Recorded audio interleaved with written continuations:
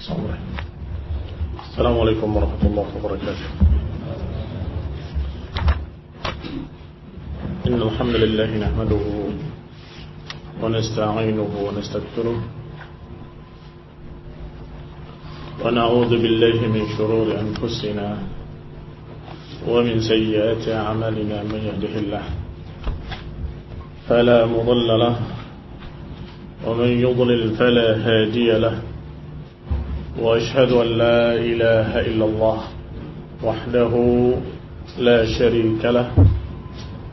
وأشهد أن محمدا عبده ورسوله صلى الله عليه وعلى آله وأصحابه والتابعين وتابع التابعين ومن تبعهم بإحسان إلى يوم الدين.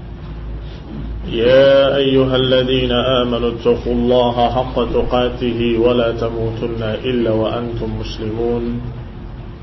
يا أيها الناس اتقوا ربكم الذي خلقكم من نفس واحدة وخلق منها زوجها وبث منهما رجالا كثيرا ونساء. واتقوا الله الذي تساءلون به والأرحام إن الله كان عليكم رقيبا. يا أيها الذين آمنوا اتقوا الله وقولوا قولا سديدا يصلح لكم أعمالكم ويغفر لكم ذنوبكم ومن يطع الله ورسوله فقد فاز فوزا عظيما. أما بعد فإن خير الحديث كتاب الله وخير الهدي هدي محمد صلى الله عليه وعلى آله وسلم. وشر الأمور محدثاتها فإن كل محدثة بدعة وكل بدعة ضلالة وكل ضلالة في النار. Ikhwani fi din, a'azakumullah, kaum muslimin yang saya hormati. Sebagaimana sudah dibaca ucapan Imam Ats-Tsauri rahimahullah bahwa kemaksiatan merupakan penyakit, maka dokter-dokternya adalah para ulama dan obatnya adalah ilmu. Dan juga beliau berkata rahimahullah, mathalul alim misal tabib la ya'du da'waan illa ala mawdi'id da'. Kata Imam Ats-Tsauri bahwa permisalan ulama seperti para dokter, la yada'ad dawa'a illa ala mawdi'id da', tidak meletakkan obat kecuali tepat pada penyakitnya. Ini khairullina azakumullah para ulama. Seringkali mereka yang dalam keadaan tanggung ilmunya atau setengah-setengah ilmunya, dia punya ilmu sebagian atau sedikit, kemudian dia terapkan tidak pada tempatnya, sehingga jadilah mereka orang-orang yang justru membuat keruh suasana, membuat ramai, bertambah besar fitnah, dalam keadaan dia merasa sudah menyampaikan ilmu. Kenapa? Karena penyakitnya bukan itu, dia obati dengan obat itu, padahal dia tidak cocok dengan penyakitnya. Orang yang harusnya direm malah dia beri semangat. Sebaliknya orang yang harus diberi semangat malah direm. Ya, ini biasanya yang namanya manusia punya watak-watak asli, bawaan, entah dari kaumnya atau dari negerinya atau dari sukunya yang khas. Tetapi dengan agama mereka semuanya tunduk, turunan keras, turunan masya Allah, turunan perang. Tapi dengan agama bisa lembut, seperti Umar bin Khattab radhiyallahu ta'ala. Tetapi dalam keadaan orang yang lembut seperti Abu Bakar Siddiq, ketika diperintahkan dalam Quran dan Sunnah harus keras, isi yang keras, bahkan mengalahkan Umar sendiri. Umar yang selama masa jahiliyahnya belum menyatakan gak pernah kenal air mata, tetapi setelah kenal agama, membekas di bawah matanya bekas air mata setiap qiyamul lail, menangis di hadapan Allah Ta'ala. Berubah. Abu Bakar Siddiq radhiyallahu ta'ala anhu sebaliknya, Dalam keadaan beliau lembutnya seperti itu kita kenal. Tetapi ketika setelah Rasulullah SAW wafat, kemudian mereka mempertanyakan tentang kebijakan Abu Bakar, mengirimkan tentara pasukan Usamah ke Syam, padahal di dalam negeri sendiri masih ada beberapa suku yang murtad.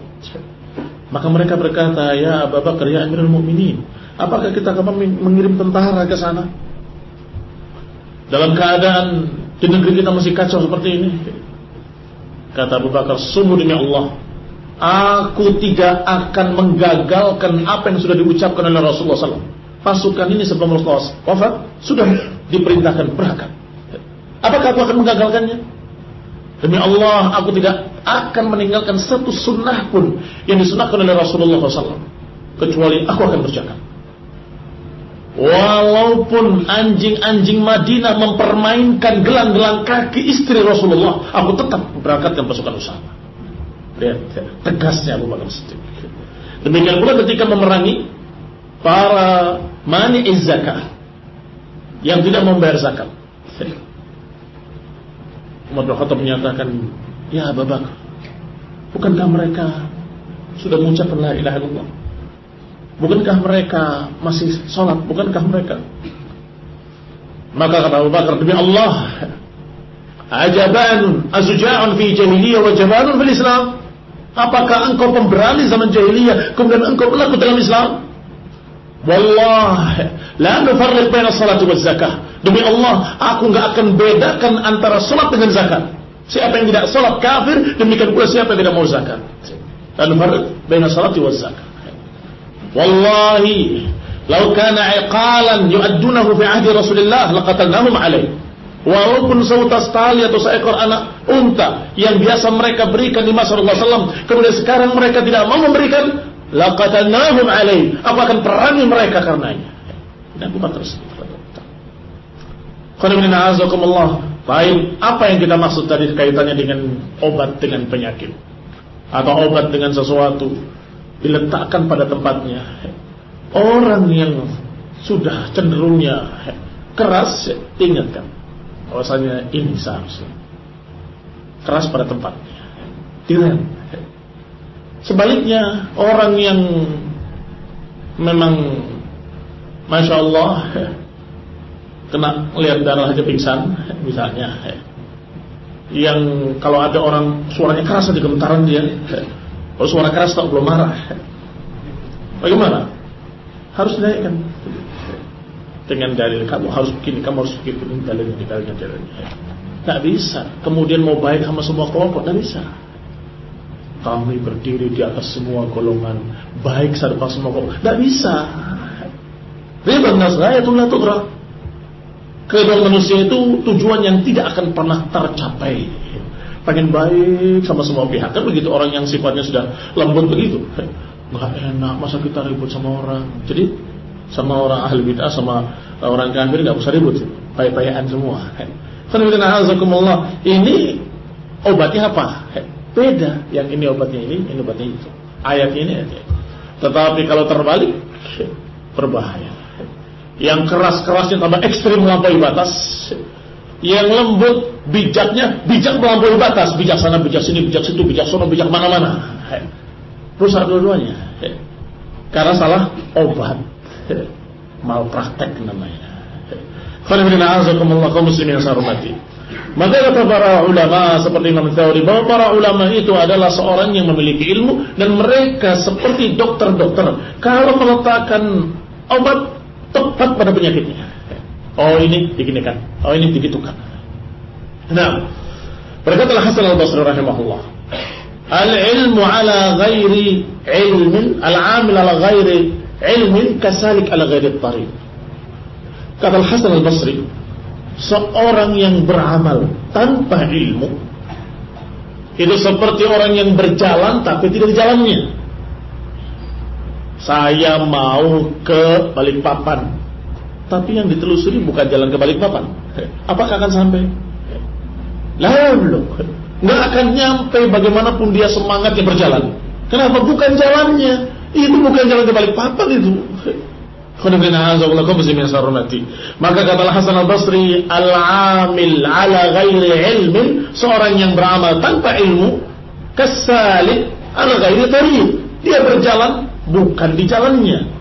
Al-amil ala ghairi ilmin, orang yang beramal tanpa ilmu, yufsid akthar mimma yuslih. Orang yang beramal tanpa ilmu, dia merusak lebih banyak daripada memperbaiki. Bagaimana ini? Kelihatannya harus diperbaiki. Berupaya dia, berjuang mati-matian untuk memperbaiki keadaan masyarakat, tapi tidak dengan ilmu. Apa jadinya? Wallahi yufsid akthar mimma yuslih. Dia akan merusak lebih banyak daripada memperbaiki. Tapi kan kelihatan dia tadinya mabuk, dia taubat. Masya Allah. Baik, yang sesat yang tadinya kenal Allah dengan sifat-sifatnya, kemudian dia sesat, tidak lagi mengenal sifat-sifat Allah. Apa yang tadinya dia berdoa pada Allah menjadi berdoa pada kuburan-kuburan keramat. Apakah itu bukan kerusakan? Ayyuhuma akthar? Yufsid akthar mimma yuslih. Dia akan merusak lebih banyak daripada memperbaiki, karena tanpa bimbingan qala Allah qala Rasul, tanpa bimbing dengan ayat, tanpa dibimbing dengan hadis, tanpa dibimbing dengan para ulama, dengan ucapan para imam, para sahabat radhiyallahu anhum ajma'in, dan para imam ahli sunnah, maka tentunya dia akan lebih banyak merusak dalam keadaan dia merasa berbuat baik. Kami kan berbuat baik. In uridu illa al-islah mastata. Aku ingin memperbaiki. Atau seperti ucapan yang Allah kisahkan, qul hal nunabbi'ukum bil akhsarina a'mala alladziina dhalla sa'yuhum fil hayati dunya wa hum yahsabuna annahum yuhsinuna sun'a. Maukah aku beritakan pada kalian orang-orang yang paling rugi kehidupannya di dunia, yaitu orang-orang yang dalam keadaan mereka sesat, dhalla sa'yuhum, sesat jalannya di muka bumi, wa yasabuna annahum yuhsinuna sun'a, tetapi mereka mengira bahwa mereka sedang berbuat baik. Kasihan. Ini keadaan orang yang tidak punya ilmu. Yasabun annahum yuhsinuna sun'a, mereka mengira bahwa mereka sedang berbuat baik, mereka mengira sedang berdakwah, mereka mengira sedang beribadah, mereka mengira sedang beramal saleh. Ternyata apa yang dilakukannya adalah dalalun mubin. Kasihan. Ini qulna azakumullah as-salik ala ghairi tariq, berjalan tidak di jalannya. Atau al-amil ala ghairi ilmin, beramal tanpa ilmu, enggak akan nyampe. Tarjun najata wa lam tasluk masalikaha, inna safinata la tajri 'ala al-yabasi. Kamu berharap keselamatan tapi tidak mengikuti jalan keselamatan. Ingat, inna safinata la tajri 'ala al-yabasi, sesungguhnya perahu itu enggak akan jalan di daratan. Ini pepatah orang-orang Arab menyatakan demikian. Tarjun najata wa lam tasluk masalikaha, engkau menginginkan selamat, tapi yang dijalani bukan jalan selamat. Sungguh, inna safinata la tajri 'ala al-yabasi, sesungguhnya safinah, perahu, enggak akan berjalan di daratan. Silahkan kembangkan layarnya. Sudah layar berkembang semua, kok enggak jalan-jalan? Orang yang lewat menyatakan, ah gila dia. Kok perahu di tengah kota mengharapkan jalan? Kalau layarnya berkembang, rubuh dia, jatuh dia, bukan berjalan. Nah, kenapa? Karena bukan jalannya. Kalau ingin selamat, jalan di jalan keselamatan. Kalau ingin jannah, jalan di jalan jannah. Man salaka tariqan yaltamisu fihi ilman, sahhalallahu tariqan ilal jannah. Apa jalan ke surga? Kata Nabi Rasulullah SAW, man salaka tariqan yaltamisu fihi ilman, siapa yang berjalan mencari ilmu, siapa yang menelusuri satu jalan untuk mencari ilmu, sahalallah, Allah akan mudahkan baginya tariqan ilal jannah, Allah akan mudahkan jalannya menuju surga. Dijaminan, janji yang diberitakan oleh Rasulullah sallallahu alaihi wasallam.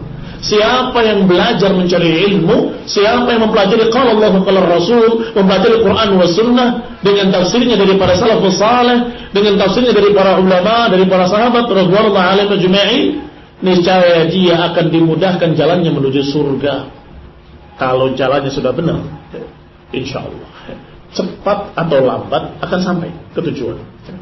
Kalau jalannya sudah benar tujuannya, ini jalan ke sana. Maka kamu telusuri, silakan. Apakah dengan berlari, ataupun dengan berjalan, ataupun dengan tertatih-tatih, atau dengan merangkak sekalipun, ujung-ujungnya akan nyampe. Iya kan? Tetapi kalau jalannya salah, silahkan mau bersungguh-sungguh berlari secepat apapun, tetap nggak akan nyampe.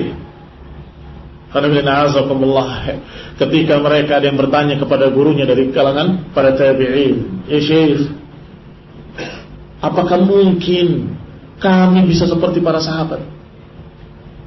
Para sahabat sudah lebih dulu dari kami.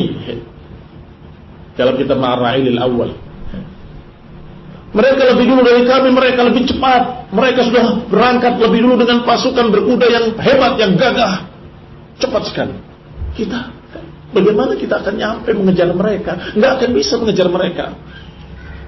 Gurunya menjawab, kalau engkau berjalan di jalan mereka, walaupun engkau dengan keledaimu, insya Allah akan nyampe ke jalan mereka. Akan nyampe seperti apa yang disampaikan oleh mereka, walaupun dengan keledai. Apa maknanya? Kalau jalannya sama, walaupun mereka sudah di depan dan gak terlihat lagi, tapi karena jalannya benar, suatu saat akan nyampe, walaupun lambat. Dan insya Allah kalau engkau wafat, Allah Subhanahu wa Ta'ala akan mematikan engkau dalam keadaan niatmu, membangkitkan dengan niatmu. Niatnya ke sana, nyampe ke sana. Itu kata beliau. Maka saya katakan, bukan dengan keledai, kalaupun kita merangkak lebih lambat dari mereka, tapi kalau di jalannya jalan mereka, insya Allah akan nyampe. Kalaupun tidak nyampe, Allah akan bangkitkan kita dengan niatnya kita ingin seperti mereka.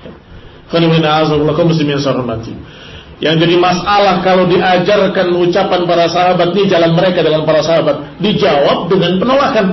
Ada yang dengan halus, ada yang dengan kasar. Yang dengan halus yang menyatakan, ya para sahabat itu kan berbeda dengan kita zamannya. Para sahabat itu kan bagaimanapun juga mereka memang lebih selamat, lebih mulia. Tapi kan gak tahu situasi kondisi seperti kita ini. Maksudnya apa? Maksudnya jangan disamakan, kita gak bisa ngikut mereka. Penolakan itu. Atau yang dengan kasar, ngapain ngikut sahabat? Harus pakai utah, harus pakai pedang lagi, harus pakai begini, harus begini, harus begitu. Mereka itu orang yang tidak mengerti apa-apa, nggak mengerti ilmu, kita lebih maju, kita lebih cerdas, kita lebih memiliki ilmu-ilmu pengetahuan alam yang lebih dari mereka. Mereka nggak ngerti fisika, kimia, biologi, mereka nggak ngerti penemuan-penemuan modern, mereka nggak tahu, habis para sahabat. Apa jadinya? Mereka berjalan di jalan lain, bukan jalannya para sahabat. Maka mereka sesat. Ini dikatakan salik ala ghairi tariq. Yang dikatakan al-amil ala ghairi ilmin, yaitu yufsid akthar mimma yuslih. Orang seperti ini akan merusak lebih banyak daripada memperbaiki. Kata Al-Hasan Al-Basri kembali, fatlubul ilma talaban la yadurru bil ibadah, watlubul ibadah talaban la yadurru bil ilmi. Perhatikan ucapan beliau rahimahullah. Maka carilah ilmu dengan pencarian yang tidak menyia-nyiakan ibadah, dan beribadahlah kepada Allah dengan ibadah yang tidak melupakan ilmu. Artinya kamu semangat mencari ilmu, tapi jangan lupa ibadah. Dan beribadah kepada Allah dengan semangat, tapi jangan lupa belajar mencari ilmu. Imbang. Jangan sampai belajar ibadahnya kering. Kita akan tanya terus, buahnya ilmu yang kamu pelajari mana? Salatnya malas, rawatibnya malas, puasa sunnahnya malas, sedekahnya malas. Terus ilmu yang kamu pelajari mana buahnya? Mana hasilnya? Al-ilmu, ilmu dini yang kita bicarakan, kalau dia memiliki ilmu dan masuk dalam hatinya, akan merubah seluruh tubuhnya. Inna fil jasadi mudghah idza salahat salaha al-jasadu kullu wa idza fasadat fasadal jasadu kullu. Ilmu agama ini akan merubah sebuah hati. Maka kalau hati ini baik, akan baik seluruh tubuhnya. Kalau hatinya jelek, akan jelek seluruh tubuhnya. Dan yang namanya ilmu nafi', ilmu yang bermanfaat, adalah ilmu yang masuk ke dalam hati dan berbuah dalam bentuk amalan-amalan saleh. Itu ilmu nafi', ilmu yang bermanfaat. Dan yang kita minta selalu kepada Allah, yang diajarkan oleh Rasulullah SAW untuk kita minta adalah ilman nafi'an. Allahumma nas'aluka ilman nafi'an wa rizqan thayyiban wa amalan mutaqabbala. Yang kita minta adalah ilman nafi'an, ilmu yang bermanfaat, ilmu yang masuk dalam hati dan kemudian berbuah dengan amalan-amalan saleh. Sehingga seorang yang berilmu dengan ilmu nafi' mesti akan terlihat pada pengaruh, atau terlihat pengaruhnya pada badannya, pada matanya, pada tangannya, pada kakinya, pada perangainya, tingkah lakunya, semuanya, pada ibadahnya akan terlihat. Ini orang berilmu. Tetapi kalau orang itu dalam keadaan punya ilmu dalam artian hafal Quran dengan tafsirnya, hafal hadis dengan sanad-sanadnya, dengan rawi-rawinya, dengan makna-maknanya, tahu semua. Kalau ditanya, dites 100 dia dapatnya. Tetapi akhlaknya jelek, perangainya jelek. Apa kita katakan? Alim atau jahil? Jahil. Bodoh dia. Kenapa? Punya ilmu gak dipakai, bodoh dia. Iya kan? Punya ilmu gak dipakai, apa namanya? Jahil. Sehingga mereka yang berilmu, kalau benar-benar alim, mesti dia akan mengamalkan ilmunya pada dirinya. Maka kata Al-Hasan Al-Basri, ingatlah, belajar, tapi jangan melalaikan ibadah. Beribadahlah, jangan melalaikan ilmu. Orang yang belajar tanpa kemudian ada wujudnya pada pengamalan ibadah, maka orang ini dalam keadaan tidak ikhlas karena Allah, atau tidak masuk dalam hatinya ilmunya. Dan itu orang jahil, tidak alim. Sebaliknya, kalau dia dalam keadaan beribadah, tapi tidak belajar, sibuk dengan ibadahnya, dikhawatirkan sebentar lagi dia akan menyimpang, sesat jalannya. Ala ghairi ilmi. Kata beliau, utlubul ilma talaban la yadurru bil ibadah, watlubul ibadah talaban la yadurru bil ilmi. Hendaklah kalian belajar tapi tidak menyia-nyiakan ibadah, dan beribadahlah, tetapi jangan menyia-nyiakan ilmu. Fa inna qauman talabul ibadah wa tarakul ilm. Karena sebagian kaum ada yang semangat ibadah tapi melupakan ilmu, hingga mereka keluar dengan pedang-pedang mereka menyerang dan memerangi umat Nabi Muhammad sallallahu alaihi wa ala alihi wasallam. Walau talabul ilm lama yadullahum ala ma fa'alu. Kalau saja mereka mencari ilmu, niscaya mereka enggak akan terdorong untuk berbuat apa yang mereka lakukan. Ini memerangi kaum muslimin. Terakhir ucapan Zuraid ibn Abi Zuraid, Sami'tul Hasan ibn Abi Hasan Al-Basri yaqul, aku mendengar Al-Hasan ibn Abi Hasan, yakni masih Al-Hasan Al-Basri, berkata, inna hadhihi fitnah idza aqbalat arafaha kullu alim wa idza adbarat arafaha kullu jahil. Kata beliau, fitnah ini kalau datang diketahui oleh semua orang berilmu, tetapi ketika sudah hilang, maka baru orang-orang jahil semuanya ngerti, oh itu tadi fitnah ya. Karena lihat perbedaan alladzina ya'lamun walladzina la ya'lamun. Perbedaan orang yang berilmu dengan orang yang tidak berilmu. Hal yastawiyani masalah? La yastawiyan. Enggak akan sama. Alladzina ya'lamun dengan alladzina la ya'lamun. Orang yang berilmu ketika fitnah datang, fitnah kesesatan, fitnah yang menimpa kaum muslimin, dia lihat ini fitnah. Bicara, hati-hati, ini fitnah. Sendiri atau beberapa orang saja, para ulama saja yang tahu. Masyarakat yang juhal, awam, gak ngerti apa-apa. Ini apa sih maunya para ulama ini? Fitnah, apanya fitnah? Gak ada fitnah apa-apa.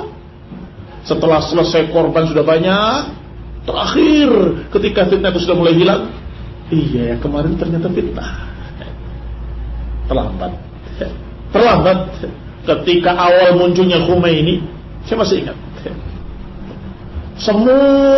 seluruh dunia bangga dengan pejuang internasional yang bernama Khomeini. Para ulama menyatakan hati-hati, dia sesat, dia adalah Syiah. Orang nggak peduli Khomeini. Terakhir setelah urusannya banyak korban sudah banyak termakan, Iya, ternyata kemantuk fitnah. Orang bodoh baru tahu. Terlambat tahunya. Setelah memakan sekian banyak korban. Sekarang akan muncul lagi. Dan terus fitnah akan bermunculan. Dan biasanya yang pertama tahu siapa? Para ulama. Kita masih lihatnya, Masya Allah, bijaknya orang ini. Sangat bijak. Kita lagi kagum-kagum tentang bijaknya satu orang tokoh alim ini, atau tokoh orang berilmu katanya, dalam beberapa petik. Para ulama menyatakan hati-hati, ini orang menyimpang. Kok Syekh ucapannya seperti itu? Nggak boleh mencela ulama, ini kan ulama juga. Nah, itu mutamayyi', meremehkan masalah manhaj, meremehkan masalah akidah. Dia begini, dia begitu. Masih belum paham. Rakyat jelantanya, ini orang bijaknya bukan main. Masya Allah. Iya, aliran bijakiyah. Aliran sesat baru namanya aliran bijakiyah. Kepada kelompok sesat apapun bijak. Karena kita azakumullah, masih belum paham. Sampai ketika sudah banyak korbannya, baru orang-orang paham. Iya ya, mengerikan sekali. Ternyata dengan pikiran-pikiran aliran bijakiyah ini, sudah banyak orang yang tadinya jalan di jalan ahli sunnah kembali ke jalan yang sesat. Dia aliran sesat, dapat hidayah ke dalam sunnah. Ketika masuk ke dalam jalan ahli sunnah, ketemu dengan aliran bijakiyah. Ya sesungguhnya aliran kamu juga bagus. Oh bagus ya, balik lagi dia. Dipuji, punya kebaikan, Masya Allah, punya jasa dalam dakwah.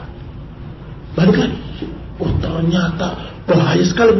Dari dulu bahaya, kamu baru tahu sekarang. Dari awal pertama sekian belas tahun yang lalu, 20 tahun yang lalu sudah bicara para ulama tentang aliran mutamayyi'in ini tadi, yang kemudian diistilahkan dengan sururi dan lain-lain. Nama hadis wala haraj, silakan sami wala haraj, silakan nama dengan maumu, nama apapun, pokoknya bentuknya itu.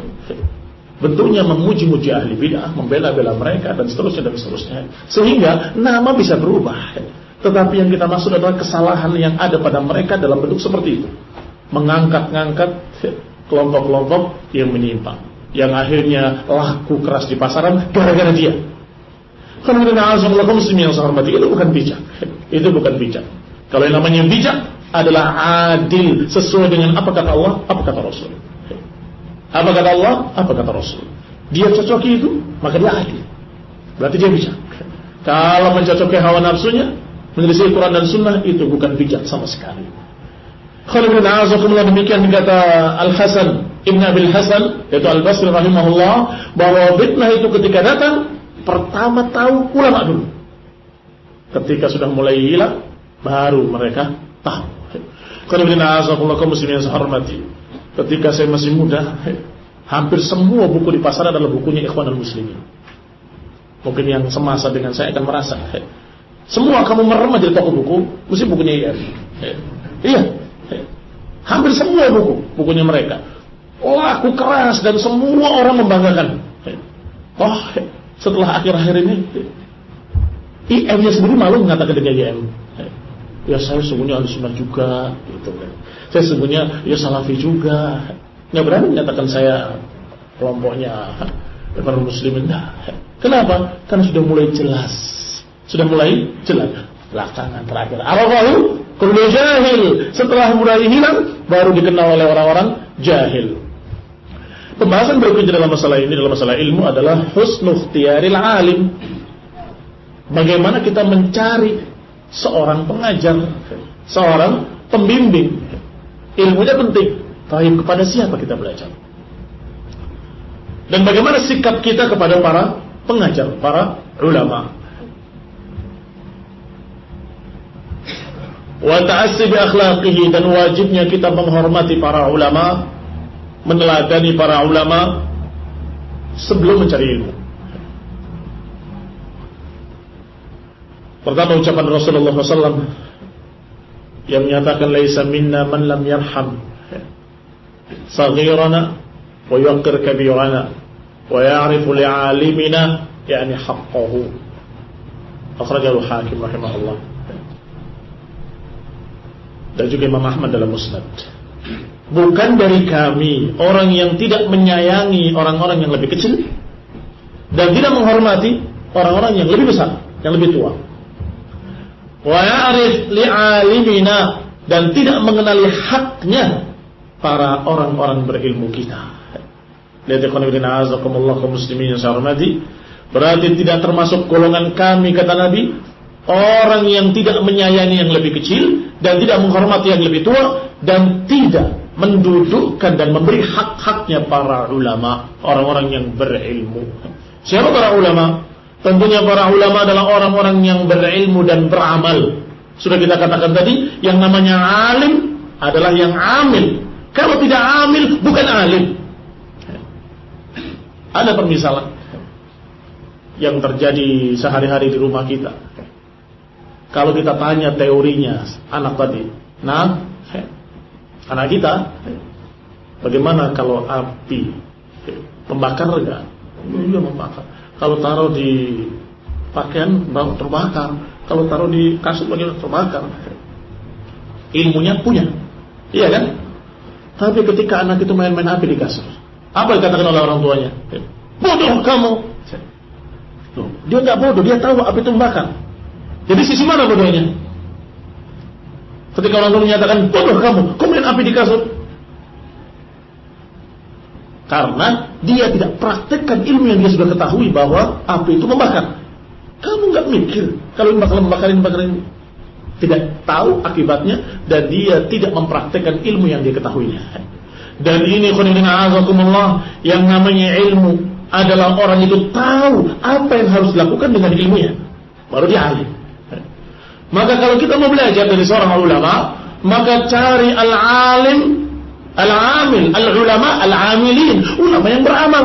Dan imam-imam ahli sunnah semuanya adalah berilmu, beramal. Maka berikan hak-hak pada mereka. Apa hak mereka? Untuk kita duduk bersimpuh di hadapannya, belajar, menimba ilmu daripadanya, dengan menghormatinya, dengan memuliakannya, dengan tidak kurang ajar kepadanya, dan seterusnya. Sekian banyak hak-haknya. Maka kata Nabi, bukan dari kami orang yang tidak menghormati yang lebih tua dan tidak mendudukkan dan memberikan hak-haknya para ulama. Berkata Umar bin Khattab radhiyallahu taala anhu, fasadun nas idza ja'a al-ilmu min qibal as-saghir. Rusaknya manusia kalau datang ilmu dari anak-anak kecil. Ista'sa alaihi al-kabir. Orang yang tua, yang dewasa tidak mau menuruti ilmu yang dibawa oleh anak kecil tadi. Wa salahun nas, dan baiknya manusia idza ja'a al-ilmu min qibal al-kabir, kalau ilmu datang dari kalangan orang tuanya, orang-orang dewasanya. Taba'ahu alaihi as-saghir, maka akan diikuti oleh yang kecil-kecil.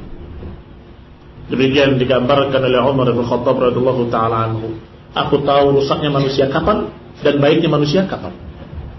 Kalau ilmu itu ada pada orang-orang dewasanya, niscaya yang kecil-kecil akan ikut. Tapi kalau ilmu itu ada pada anak-anak kemarin, anak-anak muda, remaja, maka biasanya orang-orang tua akan menentangnya.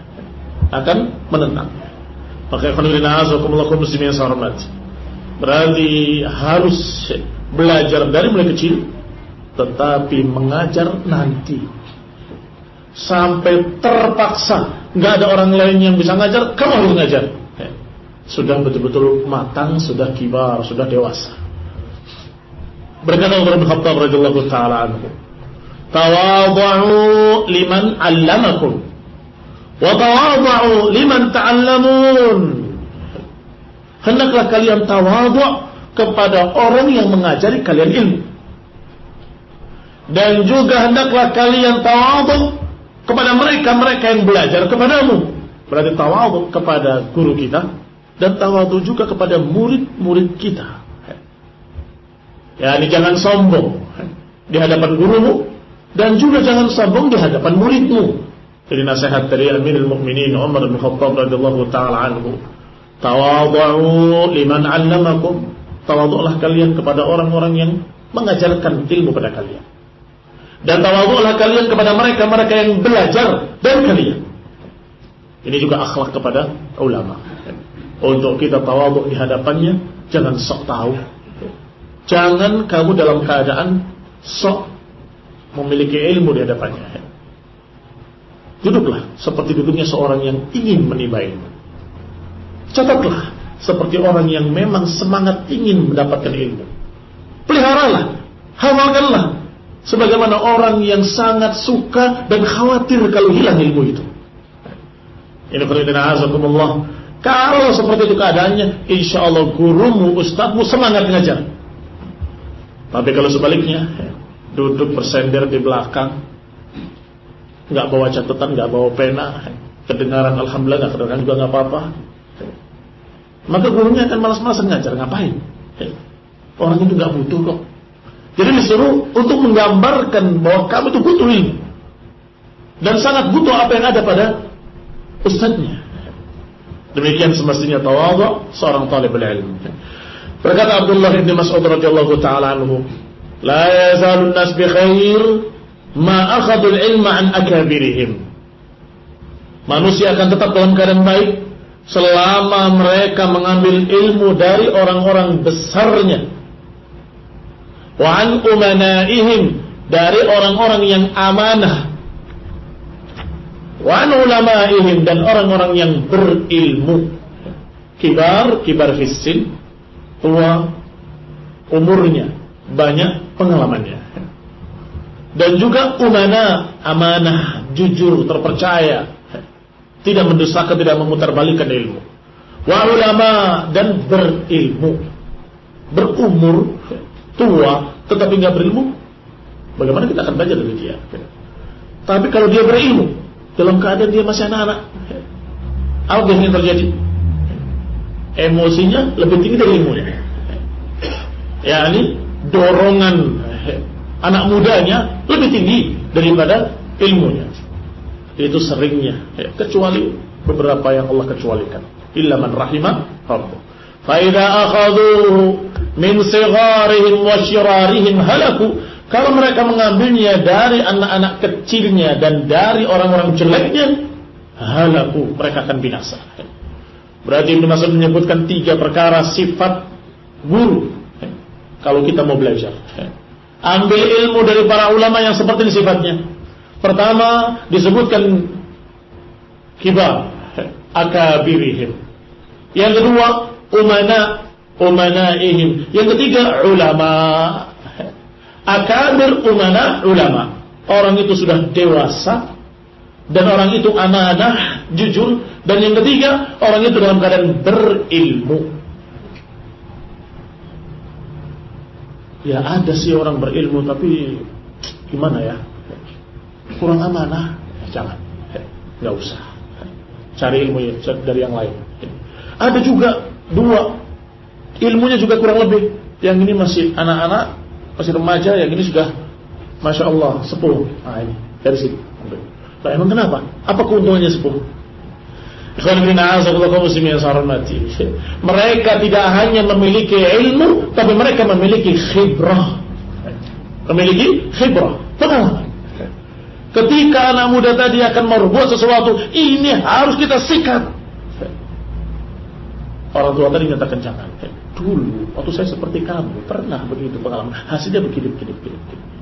Ini juga penting, sehingga mereka tahu bagaimana menerapkan ilmu-ilmu tadi pada kehidupannya. Ini seperti akibatnya begini, akibatnya begitu, karena sudah dia alami semasa dia muda. Ini penting. Ini penting. Sehingga gambaran yang digambarkan oleh Rasulullah tentang Khawarij, bagaimana keadaan mereka? Digambarkan oleh Rasulullah SAW Khawarij yang sesat, menghalalkan darah kaum muslimin, dikatakan hudatsaul ahlam.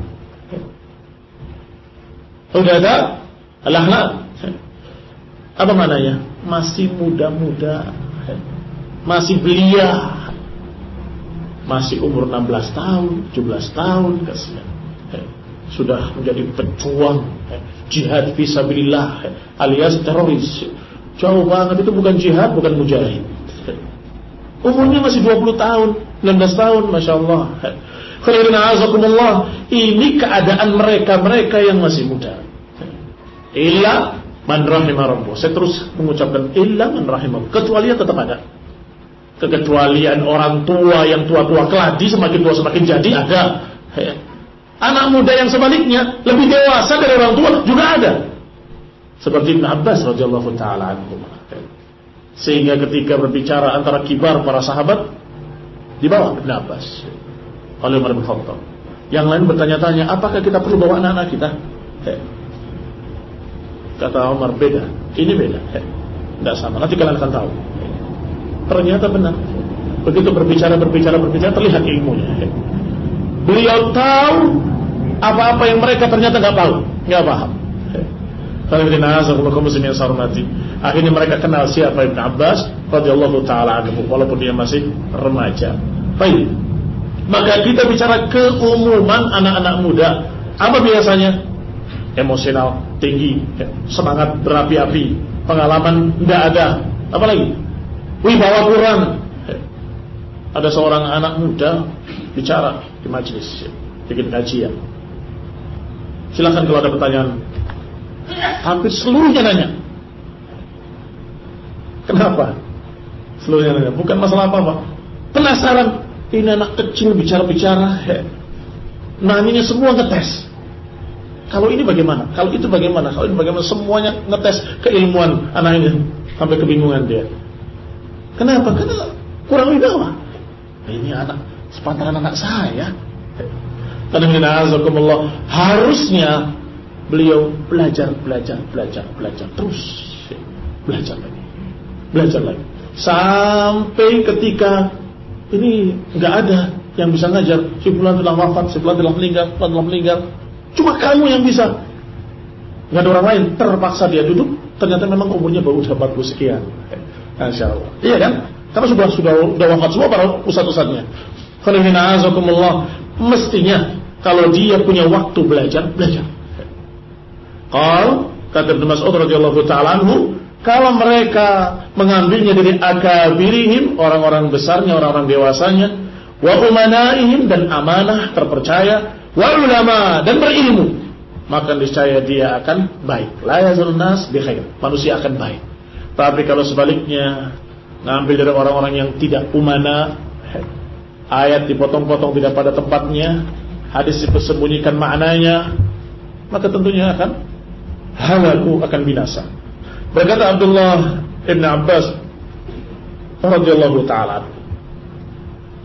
talabtul ilma falam ajidhu akthar minhu fil ansar. Aku mencari ilmu, ternyata aku tidak dapati ilmu yang terbanyak melainkan di kalangan orang-orang Ansar. Fakuntu atir rajul fas'aluhu anhu. Maka aku datangi orang-orang Ansar, aku cari ilmu dari mereka. Sampai aku datangi seorang dari mereka di rumahnya. Faqila li naim. Maka diceritakan padaku bahwa dia sedang tidur. Maka aku pun atawassad ridai, aku berbaring dengan hamparan jubahku. Kemudian aku berbaring di sana, menunggu sampai zuhur. Ditunggu sampai zuhur. Begitu zuhur keluar orangnya. Fayaqul bi'sa ma sana'ata, hala a'lamtani. Sungguh jelek sekali apa yang kau lakukan. Kenapa kau tidak beritahu aku? Ini anak paman Rasulullah, Ibn Abbas. Maka orang Ansar tadi terheran-heran, kenapa engkau sampai nunggu di luar seperti ini? Hala a'lamtani, kenapa engkau tidak memberitahu tadi ketika datang? Biar aku bangun. Aku jawab, kata Ibn Abbas, aradtu an takhruja ilayya wa qad qadaita hajatak. Aku ingin engkau keluar dari rumahmu dalam keadaan engkau sudah selesai dengan hajat-hajatmu, dengan keperluan-keperluan. Dalam riwayat lain disebutkan oleh Ibn Abbas, wajadtu aktsara hadis Rasulullah 'inda hadzal hayy min al-ansar. Aku dapati hadis-hadis yang terbanyak adalah di kampung ini dari kalangan Ansar. Maka aku datangi salah seorang mereka. Faqila li huwa naim. Maka dikatakan kepadaku bahwa dia sedang tidur. Falau syi'tu an yuqidhani, kalau saja aku mau akan dibangunkan untukku.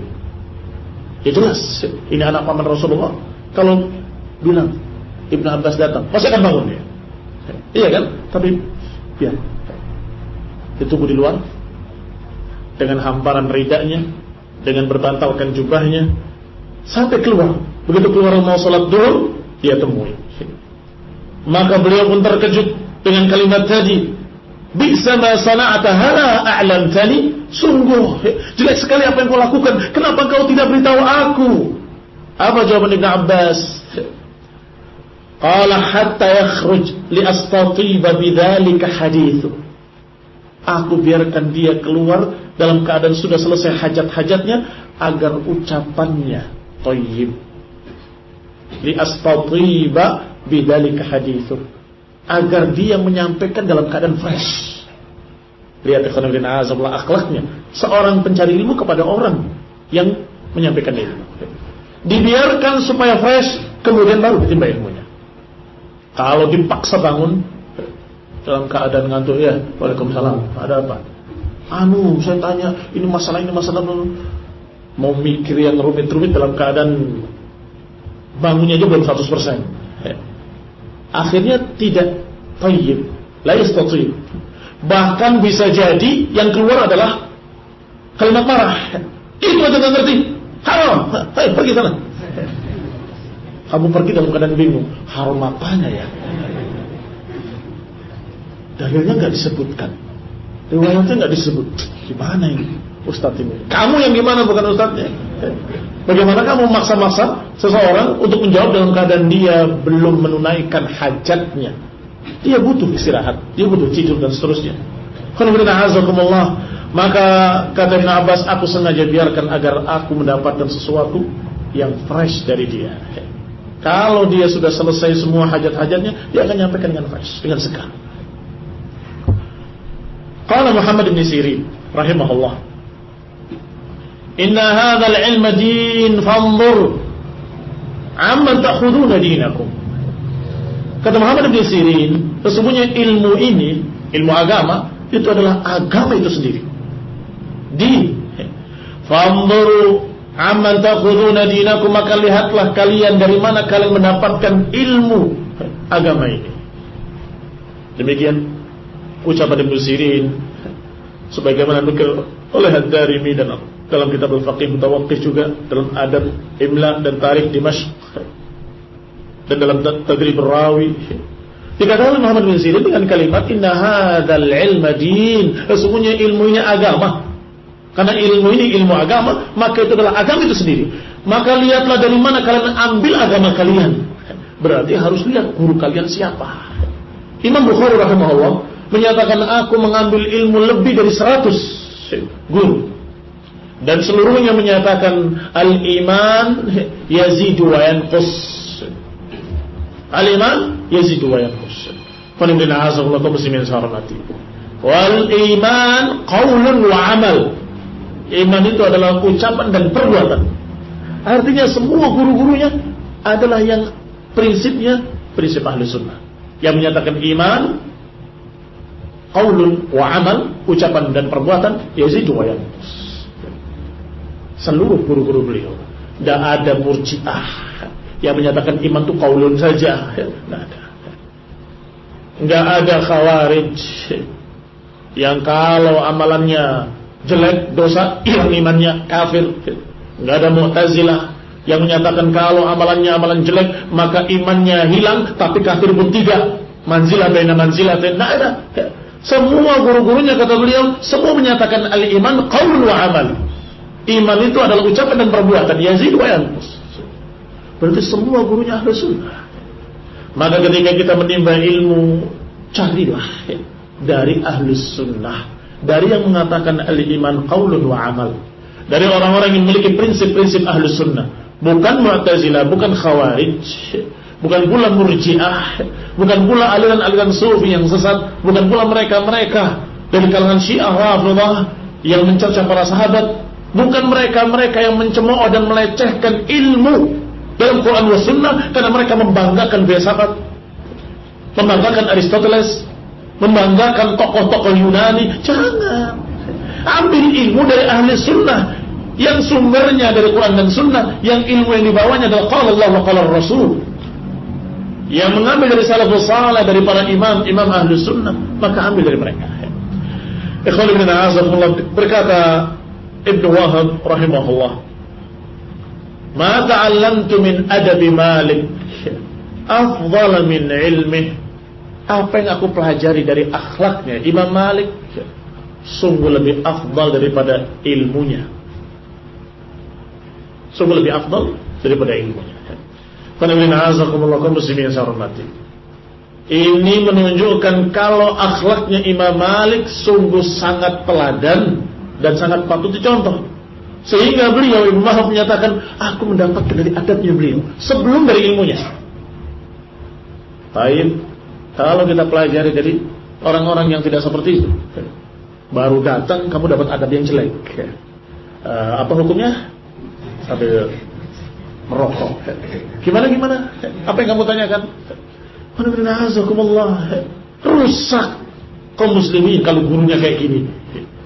Menjawab sambil merokok, sambil menghembuskan asapnya, sambil sayender setengah merem. Terus setengah merem, merasa kenikmatnya rokok tadi. Ngapain belajar dari orang kayak gini? Suruh dia menguasai dirinya dan mengajari dirinya. Kalau dia bisa, baru ngajar orang lain. Ngajari akhlak yang baik, ngajari sikap yang baik. Sehingga satu saja perkara sudah membuat kita mundur. Kita cari guru lain saja. Apalagi perkara-perkara yang berkait dengan masalah akidah. Saya mau belajar dari si fulan, belajar bahasa Arab. Bukan kata dia Arab itu, ya Syiahnya buat dia, kita pengen bahasa Arabnya aja. Itu namanya apa? Berveri-veri koloso. Ya ini kamu betul-betul menyerempet bahaya. Iya kalau selamat, kalau celaka binasa kamu. Kalau celaka dunia hanya luka badan saja. Tapi kalau celakanya celaka agama, kamu binasa di dunia dan binasa di akhirat. Kita belajar bahasa Arab, kata si Syiah Rafidhah. Daraba Aliun Umaran.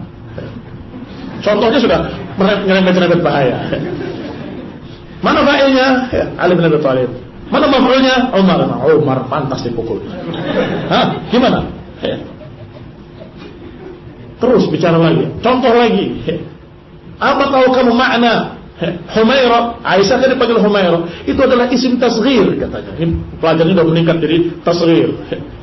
Bahar Buhair. Iya kan? Laut kecilnya danau Buhair. Maka Humairah itu tasghir dari himar katanya. Astagfirullah. Iya, saya ngajarkan bahasa Arab. Jadi Aisyah dipanggil himar, dipanggil keledai kecil oleh Rasulullah SAW. Astagfirullah. Jangan kamu mikir dengan sempit. Emang dia nggak akan memasukkan pemikirannya kepadamu? Orang yang amanah, begitu orang Syiah. Justru contoh yang paling tidak amanah dari manusia adalah Syiah Rafidhah. Yang paling tidak amanah adalah mereka. Rafidhah yang mereka mencaci maki para sahabat, memutarbalikan fakta, berdusta, kadzab, taqiyah. Kadzab itu agama mereka. Diajarkan oleh mereka bagaimana cara berdusta. Kemudian kalau ditegur, berdustanya kami berbeda dengan berdustanya kalian. Berdustanya orang-orang jelek.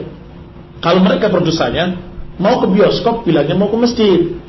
Kalau kita berdustanya mau ke masjid, bilangnya mau ke bioskop. Jadi kami lebih baik dari mereka. Bela diri. Artinya kalau dustanya mereka, dusta dalam keadaan seperti itu, menutupi kebaikan-kebaikannya. Sesungguhnya bukan menutupi kebaikan, menutupi kesyiahannya. Nah, kembali kepada ucapan beliau Ibnu Wahab. Aku mempelajari dari Imam Malik akhlaknya lebih daripada ilmunya. Ini belum datang, ini belum dapat ilmunya, sudah melihat akhlaknya. Masya Allah. Apa yang kita dapatkan dari Syekh Ubaid kemarin dari akhlaknya, Masya Allah, mengimbangi ilmunya. Semua serba teratur, serba tertib dan berwaktu. Jamnya bisa diraba oleh beliau. Kan kayaknya waktunya dars, kitanya masih urusan ini, urusan itu, masih macam-macam. Lihat beliau ditanya bagaimana sih kalau begini, ana ma'mum. Ana ma'mur, aku diperintah di sini. Aku hanya ngikut kalian. Kasih jadwalnya. Ingat. Ini bukan jadwal ini bukan jadwalnya itu. Kita berangkat sekarang. Anak-anak pasti sudah nunggu.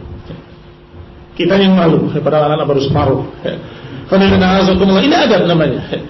Maka kita pelajari kalau dari orang yang tepat, dari alim al-amil, al-ulama al-amilin, maka kita dapat dua. Dapat ilmunya, dapat akhlaknya, dapat teladannya.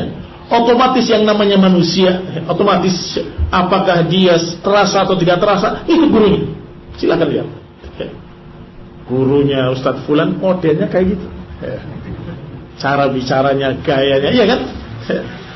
Kalau bayangkan kalau ternyata gurunya kurang baik akhlaknya, kayak apa jadinya? Na'udzubillah, tukang utang misalnya. Mau kesana ngemplang, kesini ngemplang, gak ada yang bayar lagi, Ustaz. Bagaimana mau nagih? Aduh, gak enak saya. Sampai sekian besar. Muridnya akan berpikir, wah enak ya jadi Ustaz. Kalau utang gak pernah ditagih. Sama akhirnya. Ikut dia seperti gurunya, na'udzubillah. Padahal jelas hadisnya, matlul ghaniyyi dzulmun. Matlul ghaniyyi dzulmun. Orang yang punya tapi nggak mau bayar, itu zalim, termasuk kezaliman. Wa dzulmu dzulumatun yaumil qiyamah. Sedangkan kezaliman adalah kegelapan yaumil qiyamah. Itu juga akhlak. Masalah utang piutang, hati-hati. Berkata Idris bin Abdul Karim rahimahullah, qala Khalaf, ja'ani Ahmad ibn Hanbal yasma' hadis Abi Awana. Lihat akhlaknya Imam Ahmad rahimahullah. Datang beliau menemui mendengar hadisnya Abu Awana. Fajtahadtu an arfa'a fa'aba. Kata Idris ibn Abdul Karim, berupaya aku mengangkat dia untuk silakan duduk di atas di sini. Ini Imam Ahmad alim, harus dihormati. Disuruh untuk naik duduk di atas ini, tidak mau. Tetap duduk di bawahnya Abu Awana. Qala la ajlis illa baina yadik. Tidak. Kata Imam Ahmad, aku enggak mau duduk kecuali di sini, di hadapanmu.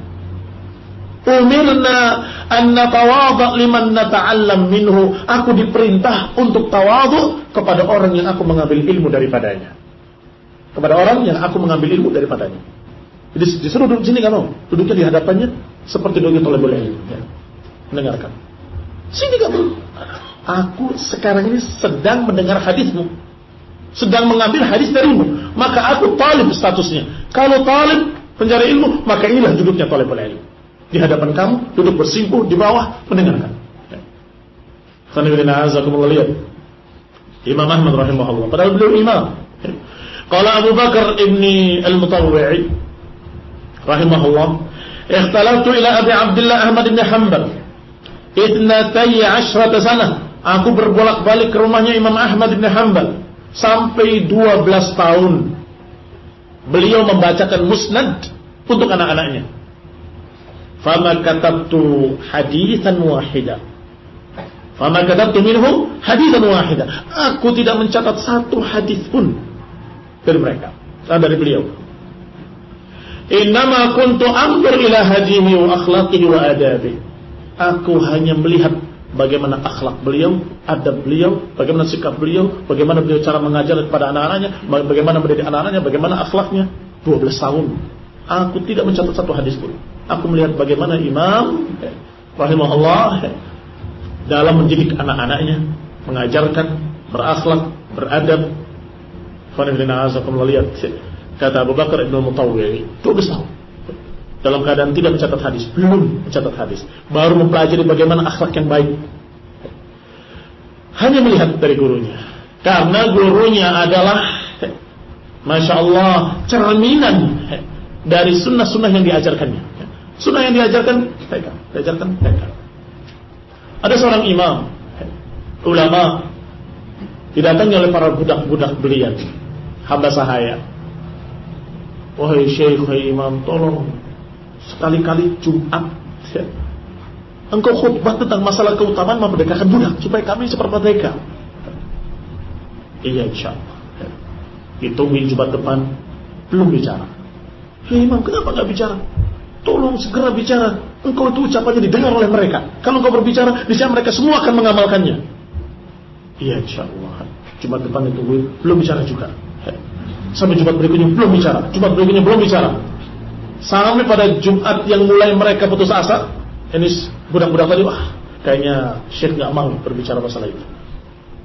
Ternyata di luar dugaan bicara keutamaan menegakkan budak, bicara keutamaan-keutamanya sampai beliau turun dari mimbar salat Jumat selesai.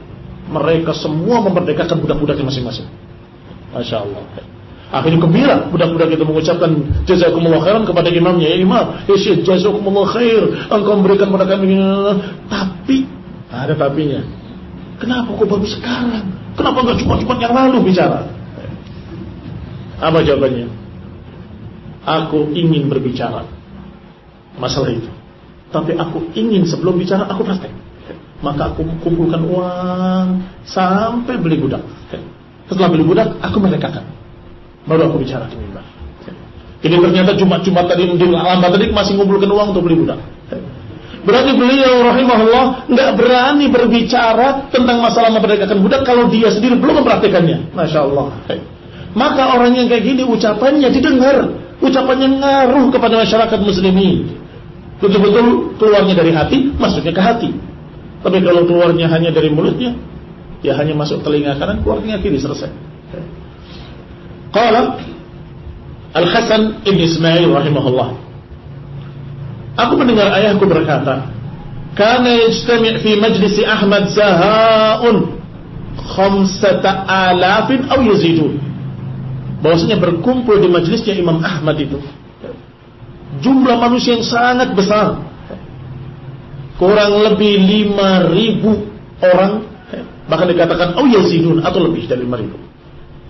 Aqall min 500 yaktubun, tetapi kurang dari 500 orang yang mencatat hadis. Wal baquna yata'allamuna minhu husnal adab wa husnal samti. Adapun sisanya 4.000 sekian ratus, mereka hanya mempelajari akhlaknya beliau, adabnya beliau, dan husnul samti minhu, dan bagaimana perangai beliau. Ini yang hadir 5.000 lebih. Yang 4.000 sekian itu ingin melihat bagaimana akhlak Imam Ahmad. Berarti betul-betul istimewa. Dari mulut ke mulut nyampe, orang sampai ingin melihat bagaimana Imam Ahmad. Yang mencatat hadis sebagai talibul ilm betul-betul hanya kurang dari 500 orang, 400 sekian orang. Berkata Qutaibah bin Sa'id rahimahullah, Qutaibah bin Sa'id menyatakan qadimtu Baghdad, aku mendatangi negeri Baghdad, dan waktu itu aku tidak punya keinginan kecuali ingin ketemu Imam Ahmad rahimahullah. Ulama ingin ketemu ulama. Fa'idha huwa qad ja'ani ma'ayahu ibn Ma'in. Ternyata aku belum mengunjunginya, beliau sudah lebih dulu mengunjungi aku. Ini juga akhlak. Sudah lebih dulu mengunjungi aku dengan Yahya ibn Ma'in. Fatadzakarna, maka kami pun bertadakar, bermudzakarah, saling mengingat ilmu. Faqama Ahmad ibn Hanbal. Tiba-tiba Imam Ahmad mendengarkan hadis dari Qutaibah bin Sa'id yang dia belum dengar. Maka beliau berpindah duduknya di hadapan Qutaibah bin Sa'id, kemudian duduk di hadapannya seperti seorang murid pada gurunya. Beliau berkata, amli alayya hada, imlakan kepadaku hadis ini. Baca qala haddatsana fulan an fulan an fulan qala haddatsana fulan. Rasulullah SAW berkata seperti ini. Dihafal oleh Imam Ahmad. Tsumma tadzakarna, kemudian berdiskusi lagi. Tiba-tiba Imam Ahmad mendengarkan lagi satu hadis yang dia baru tahu. Maka beliau kembali duduk di hadapan Ibnu Qutaibah dan berkata, ya Aba Abd, berkata, amli alayya, imlakan padaku hadis tadi. Kata Ibnu Qutaibah, ya Aba Abdullah, ijlis makanak. Wahai Aba Abdullah, ini kunyahnya Imam Ahmad, Abu Abdullah. Wahai Aba Abdullah, duduklah di tempatmu. Kata Imam Ahmad, la tushghilu bi, kamu jangan sibukkan dengan bagaimana dudukku. Aku ingin duduk sesuai dengan keadaannya sebagai talibul ilmu. Aku mencari ilmu, engkau menyampaikan ilmu. Maka inilah duduknya seorang talibul ilmu. Amli alayya, imlakan atasku. Setiap mendengar satu hadis, duduk dia. Imla alayya, imlakan pada. Adab seorang talibul ilmu. Padahal sama-sama ulama, bahkan kalau dibandingkan bisa jadi Imam Ahmad lebih tinggi. Sampai beliau tidak enak hati dan menyatakan, ya Imam atau ya Aba Abdullah, ijlis makalah, duduk di tempatmu, jangan seperti itu. Qala la tashghilu bi innama uridu an akhudha al-'ilm ala wajhi. Jangan menyibukkan dengan aku. Jangan kau tersibukkan dengan dudukku. Aku ingin duduk dan menimba ilmu sesuai dengan caranya, sesuai dengan adab mencari ilmu. Qala Sya'bi rahimahullah. Kata Sya'bi, shalla Zaid ibn Thabit ala janazah. Jadi ibn Thabit pernah salat jenazah. Thumma qurribat lahu baghlah. Diarkabah, kemudian dekatkan begal sejenis himar tapi lebih besar, sejenis kuda tapi lebih kecil, antara keledai dengan kuda. Faja'a Ibnu Abbas, tiba-tiba datang Ibnu Abbas memegang tali kendalinya begal tersebut, menuntunnya. Tawqiran lahu, menghormati Zaid ibn Thabit, seorang sahabat yang mulia. Maka Allah ta'ziman li'ilmihi wa fadlihi, mengutamakan ilmunya dan mengutamakan fadilahnya. Faqala lahu Zaid, maka Zaid bin Thabit mengatakan, khalli anka ya ibn ammi Rasulullah. Khalli anka, yani jangan kau, wahai anak paman Rasulullah. Maka dijawab oleh Ibn Abbas, la, tidak, aku yang menentunya. Hakadha naf'al bil ulama al-kubara, demikianlah kami memperlakukan ulama al-kubara, orang yang berilmu, orang-orang besar. Orang besar dalam artian besar ilmunya. Imam Az-Zuhri rahimahullah, Imam al-A'imah di zamani, kuntu ati baba Urwah. Beliau pun melakukan apa yang pernah dilakukan oleh Ibn Abbas. Aku mendatangi pintu rumahnya Urwah. Fa'ajlis, maka aku duduk di pintu. Walau syi'tu an adkhula la dakhalt. Kalau aku ingin masuk saat itu bisa. Aku minta izin masuk bisa, tapi aku tidak mau. Lakin ijlalan lahu, karena memuliakan beliau, memuliakan Urwah. Demikian keadaan mereka para ulama. Bahkan pernah satu kisah, Ishaq Syahid mengisahkan, aku pernah melihat Yahya bin Qattan salat asar. Yahya al-Qattan. Setelah salat asar beliau bersandar di menara bawahnya, dia bersandar.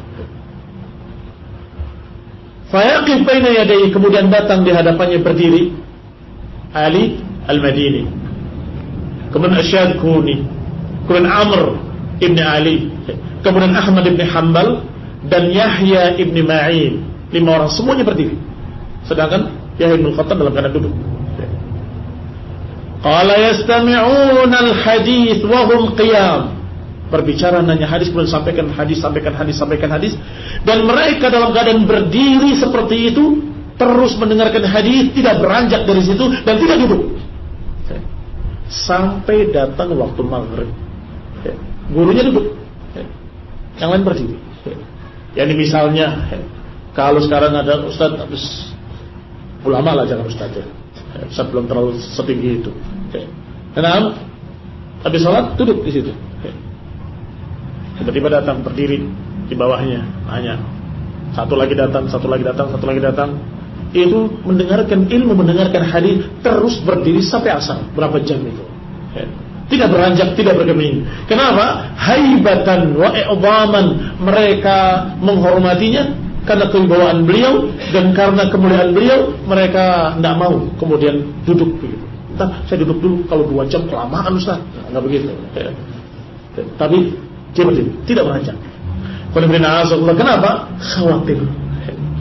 Khawatir jangan sampai kemudian berhenti ilmu yang akan sampaikannya. Bisa saja ketika mau menyampaikan kemudian dia mengatakan, sebentar, mau duduk dulu ya, karena pindah sini aja, kepanasan ini, misalnya.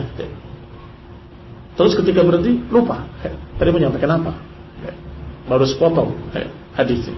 Tetapi mereka tidak berani menyelanya, tidak berani memotongnya. Mereka dengarkan sampai datang waktu maghrib.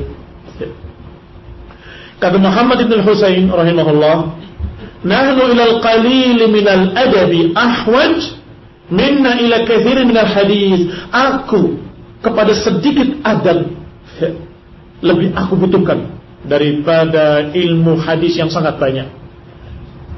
Tapi sedikit adab lebih aku butuhkan. Nahnu ila qalil minal adabi ahwaj minna ila kathir minal hadis.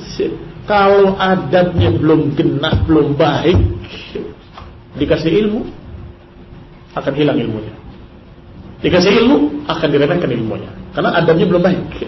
Dikasih ilmu, akan digunakan tidak sebagaimana mestinya. Kenapa? Karena adabnya yang kurang baik. Sehingga usikum wa iyaya bitaqwallah. Iyyakum, hati-hati kalian. Jangan sampai lalai mendidik anak-anak dengan adab-adab yang baik. Anak kecil mungkin untuk masalah taklif, untuk masalah beban kewajiban belum ada, tetapi kebiasaan itu penting.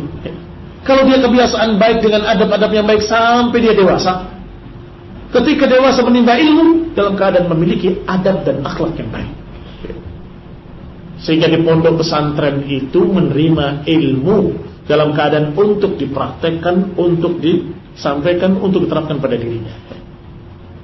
Bukan anaknya di rumah nggak dididik sampai akhlaknya bejat belum masukkan pondok pesantren. Pondok pesantrennya bukan bengkel, bukan untuk memperbaiki anak-anak rusak. Maaf saja, Pak, anak papa nggak bisa jadi thalibul ilmu. Loh, kenapa? Akhlaknya nggak beres. Nih buktinya, buktinya. Loh, justru saya masukkan anak ke pondok supaya jadi baik. Bukan. Harusnya dimasukkan ke pondok untuk menimba ilmu, untuk anak baik menimba ilmu. Paham ini maksudnya? Untuk anak baik menerima ilmu. Berarti baiknya dari siapa? Orang tua. Didik anak jadi baik, jadi saleh, jujur, terpercaya, terbiasa dengan kebiasaan-kebiasaan yang baik, sampai ketika dia dewasa menerima ilmu dalam keadaan dia tahu untuk apa mencari ilmu. Semangat dia. Dia tahu bagaimana penerapan ilmu tersebut. Dia tahu bagaimana adab kepada gurunya. Dia tahu bagaimana adab kepada orang yang lebih tua, terhadap orang yang lebih besar dari dia, tahu adabnya. Maka anak yang seperti inilah yang akan mudah diberi ilmu dan insya Allah akan jadi saleh. Karena sehingga masalah pembiasaan berbeda dengan masalah pembekalan. Pembekalan kasih ilmu. Tapi kalau pembiasaan harus dari kecil dibiasakan. Kalau sudah penyakitnya dia rusak, penyakitnya memang klepto, suka nyuri, gatal kalau nggak nyuri tangannya, repot. Mau dirubah dalam sebentar susah. Harus dibiasakan lagi dengan sebaliknya. Demikian berarti kita melihat adab itu penting, bahkan adab dulu sebelum ilmu. Ada sisa waktu 20 menit barangkali untuk pertanyaan. Barakallahu fikum.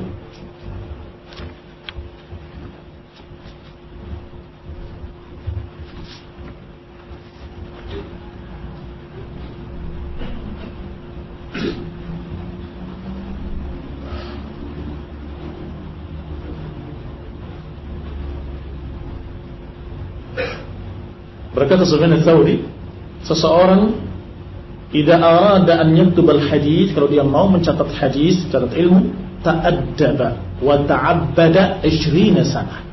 Dia memperbaiki adabnya, memperbaiki ibadahnya selama 20 tahun.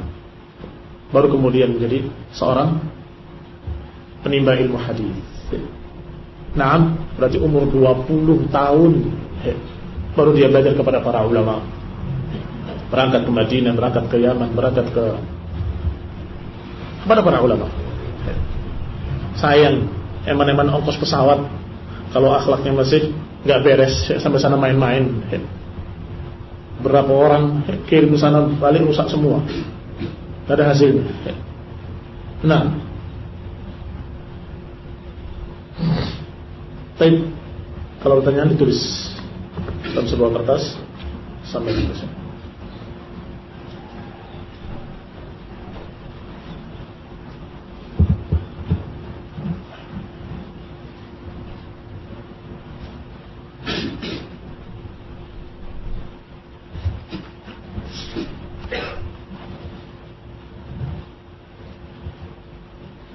Kalau nggak ada nggak apa-apa, jangan dipaksain. Kita lanjutkan lagi.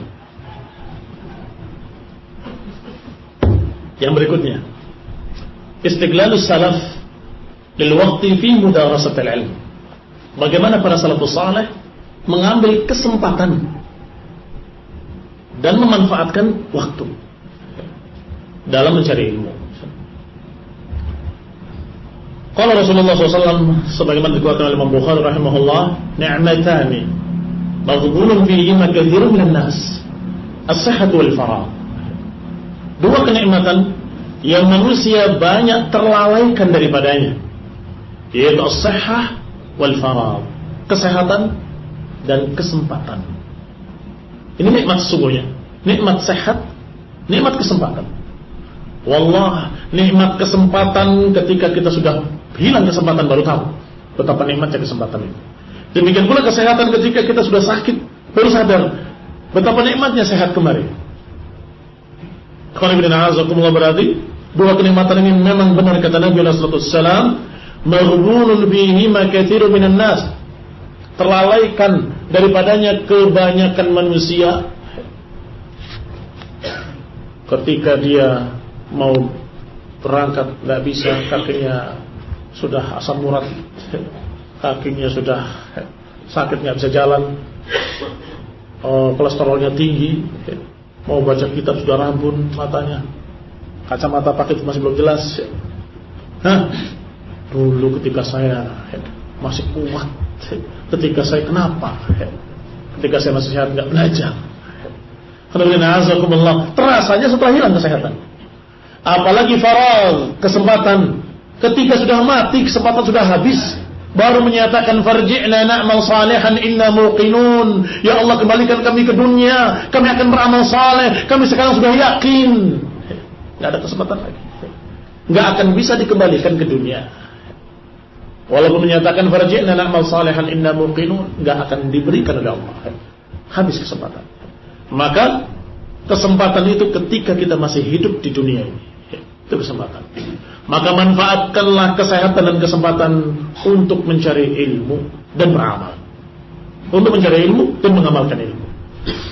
Kata Nabi Rasulullah SAW sebagaimana disebutkan oleh Nabi Syaibah dalam Musannaf dan juga oleh Imam Hakim, dan disahihkan oleh Imam Hakim dan disepakati oleh Adz-Dzahabi rahimahullah,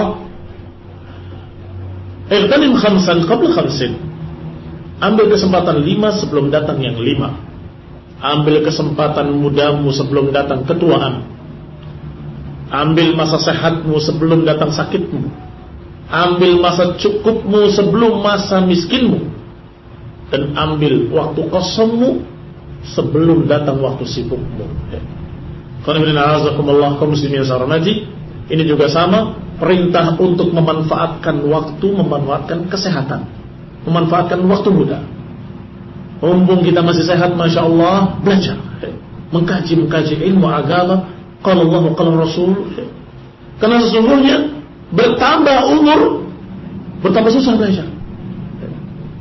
Wa sahibukum, sudah merasakan baca kitab pusing. Kenapa? Matanya sudah gak beres, sudah sudah plus ya, kalau orang tua. Nah, semakin tua semakin rentah, semakin tua semakin rentah, semakin sulit belajar. Apalagi harus berangkat keluar kota dari Balikpapan ke sini, atau dari sini ke Balikpapan, berat. Kalau sekarang mumpung masih muda, belajar, ambil kesempatan sebaik-baiknya untuk mencari ilmu. Rawal Mu'afa ibn Zakaria rahimahullah dari beberapa ashab Abi Ja'far al-Tabari rahimahullah mengisahkan bagaimana keadaan Imam At-Tabari ketika beliau akan wafatnya beberapa saat. Annahu dzakara lahu du'a an Ja'far ibn Muhammad. Dia mendengar satu doa yang diriwayatkan dari Ja'far bin Muhammad.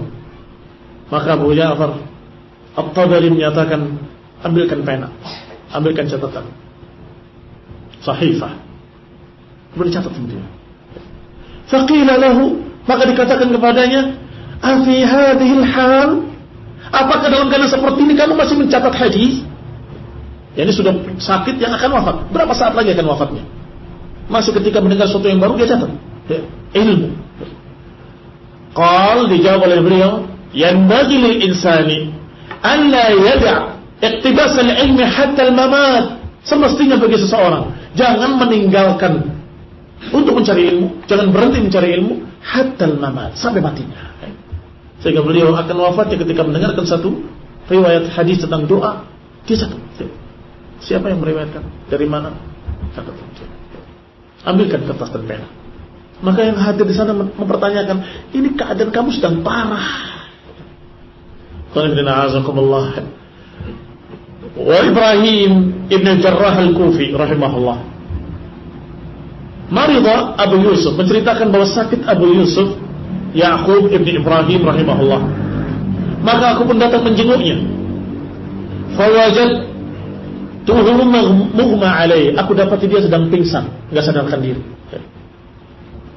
Falamma afaq, kemudian setelah sadar dari pingsannya, dia berkata, ya Ibrahim, ma taqulu fi mas'alah kada. Begitu sadar dari pingsannya, ya Ibrahim, apa pendapatmu? Apa yang kamu ketahui tentang masalah ini, masalah itu? Masalah ini ditanyakan.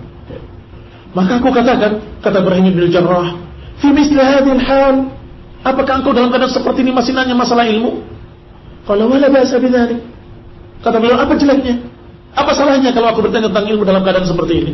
Dan terus, la'allahu yanju bihi najin. Aku belajar, bisa jadi ada orang yang selamat karena ilmu yang bisa kamu sampaikan. Karena ilmu di akhir hidupnya. Ya banyak. Kalau ternyata dia kemudian dapat ilmu baru saat itu, yang dia waktu itu salah paham, bisa tahu kan? Bisa sempat, oh ternyata saya salah, astagfirullah, dan mati di akhir hidupnya. Yanju bihi najin, berarti dia selamat, kan begitu. Maka ketika dia pingsan kemudian sadar, melihat yang hadir ada Ibrahim bin Jarrah, apa masalah? Mendapatmu tentang masalah ini. Coba terangkan. Amisli hadhil hal, apakah dalam keadaan seperti ini kamu masih nanya ilmu? Dijawab, wala ba'sa bidzalik. Tidak mengapa dengan itu. Emang kenapa? Barangkali dengan ilmu yang disampaikan di akhir hidupnya, yanju bihi najin, bisa jadi dia akan selamat. Yang tadinya salah jadi benar, yang tadinya lupa jadi ingat, yang tadinya dia keliru bisa taubat, bisa merubah sebelum wafatnya. Ini semangat yang mereka mengambil kesempatan. Demikian istiqlal as-salaf lil waqti wa mudarasatul ilmi. Baik, bila ada pertanyaan? Kalau nggak ada kita lanjutkan lagi. Masya Allah. Kalau nggak ada yang tanya itu Masya Allah, imam baik sekali, paham semua. Baik sebaliknya, nggak paham semua. Nah, ya. Misalnya Ustaz ini dijadwalkan di radio pas jam 7, tapi ternyata Ustaznya tidur. Apakah kita gerak atau enggak?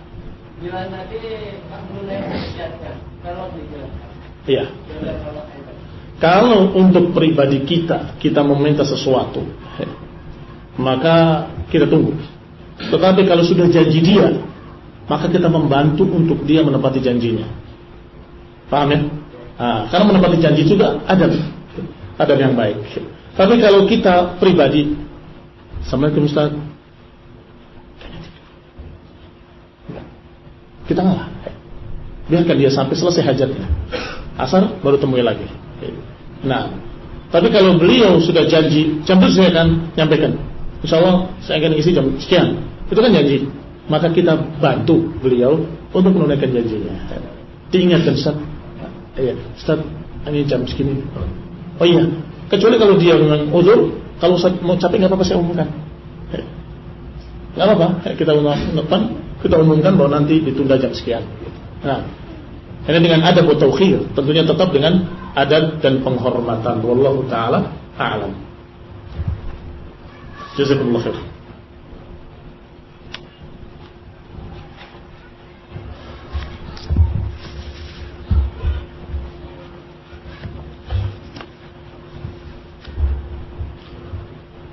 Ada lain? Nah.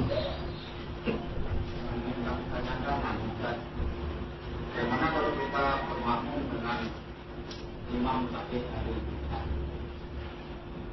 diperbolehkan atau yang jelas kalau dia masih menunaikan rukun-rukun salatnya, masih sah kita salat di belakangnya. Masih sah salat belakangnya. Tetapi kalau kita memiliki pilihan bisa di sana, bisa di sini. Ahlussunnah dengan ahli bidah, kita pilih ahlussunnah. Tetapi kalau tidak ada pilihan lain, ternyata imamnya adalah seperti itu, maka tinggal lihat apakah rukun-rukun salatnya sempurna dan dia bid'ahnya belum sampai kafir. Kalau sudah sampai kafir seperti Syiah, Rafidhah, tidak sah salat di belakangnya. Tapi kalau dia masih dalam keadaan masih dalam batas-batas keislaman, belum dikatakan kafir oleh para ulama, maka kita sah salat di belakang mereka selama rukun-rukun salatnya masih ada. Berarti harus dilihat dua perkara, tentang kebid'ahannya sudah sampai mengkafirkan atau belum. Yang kedua, rukun-rukun salatnya. Kalau masih dalam batas-batas keislaman dan rukun-rukun salatnya ada, sah-sah saja salat di belakang mereka. Datang, salat selesai, pulang tinggal. Nah, baik, jazakumullah khairan. Ada yang lain?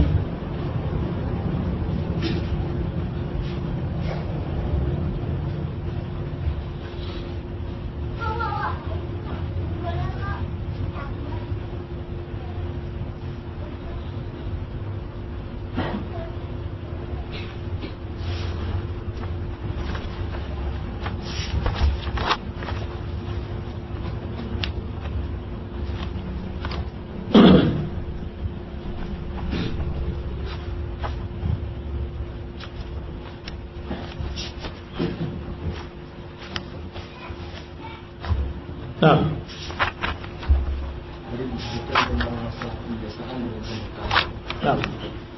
untuk orang tua sejauh mana kami berbicara anak dan untuk anak sejauh mana kami berbicara masalah kebiasaan. Nah, sesungguhnya kedua-duanya merupakan tanggung jawab bersama antara guru dengan orang tua. Yang saling membantu, saling mendukung untuk memberikan pembekalan dan pembiasaan di pondok ataupun di rumah. Tetapi start awal itu didahului oleh orang tua, itu yang saya maksud. Di pondok juga sama, ada pembiasaan kan.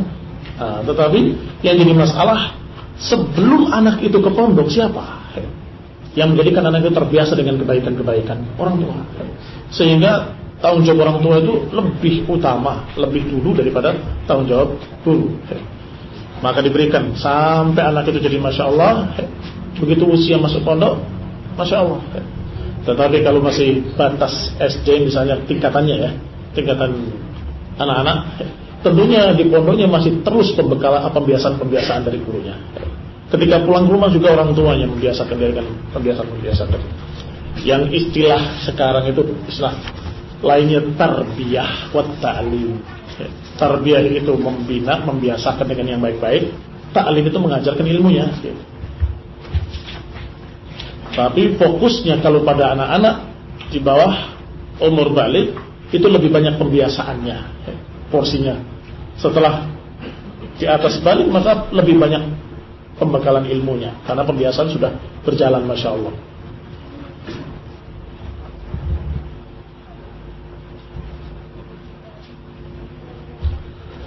Ketidaktahuan tentang ilmu tauhid apakah bisa dijadikan uzur di akhirat kelak?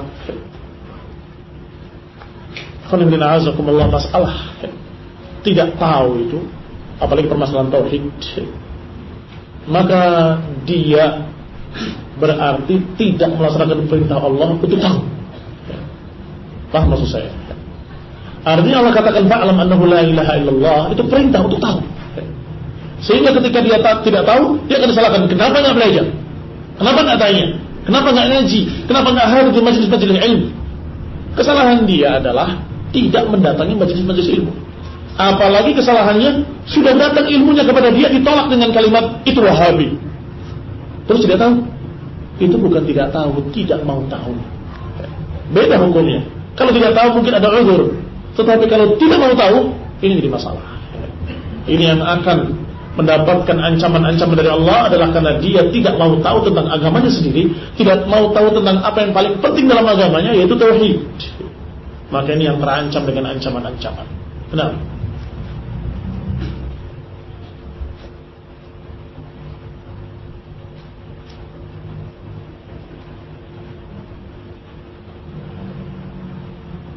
Langkah-langkah apa yang harus ditempuh bagi seorang talabul ilmi untuk terus bersemangat di dalam talabul ilmi?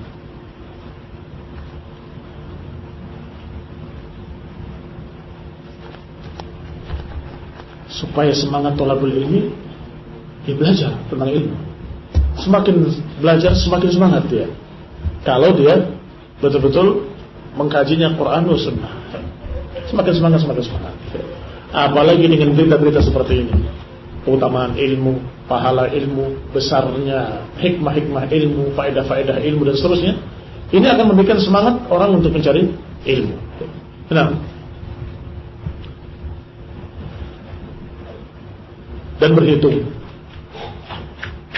menghitung keuntungan dunia dengan keuntungan akhirat besar mana, gitu aja. Nah, amurukum biwahidah, aku perintahkan kalian untuk satu perkara saja. Antaqumu, berdiri kalian dalam keadaan sendiri atau berdua, mata wa furada, thumma tatafakkaru, kemudian berpikir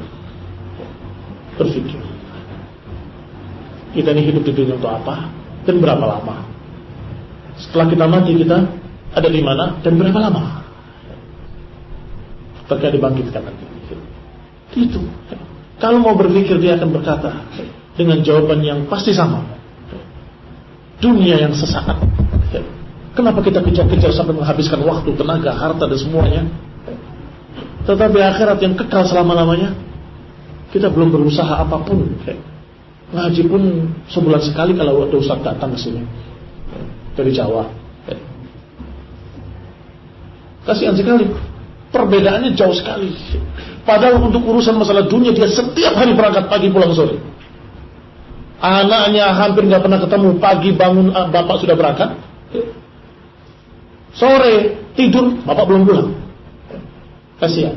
Kenapa? Dunia. Kasihan.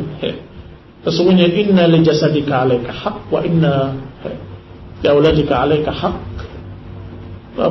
Anakmu punya hak dari kamu, istrimu punya hak dari kamu. Apalagi yang lebih besar haknya, yang paling besar haknya adalah Allah Subhanahu wa taala, yang harus kalian beribadah kepadanya dan menghambakan diri kepadanya. Maka tentunya porsinya semestinya lebih, semestinya. Sehingga ini akan mendorong kita semangat kalau mau tafakkur dan berhitung, menghitung seberapa pentingnya dunia, seberapa pentingnya akhirat. Nah,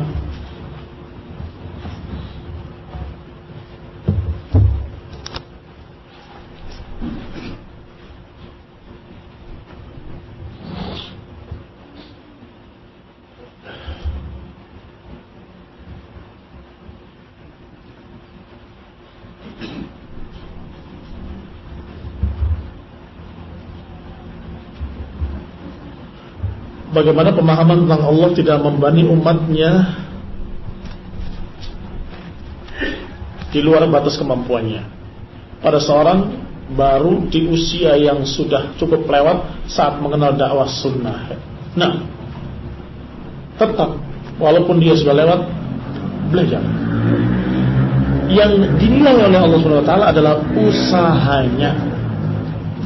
Sudah kita katakan tadi, kalau kita jalannya sudah benar, usahanya ke arah sana, walaupun kita baru melangkah satu langkah kemudian wafat, insya Allah Subhanahu wa taala akan memberikan kepadanya niatnya. Innamal a'malu binniyat. Maka belajar pada kesempatan yang sedikit, pada umurnya yang sudah lanjut, tetap dia harus belajar. Barangkali yanjubihi najim, ucapan tadi, ucapan beliau rahimahullah. Barangkali dia bisa selamat di akhir umurnya ketika dia sadar, oh ternyata salah. Nah, dia perbaiki.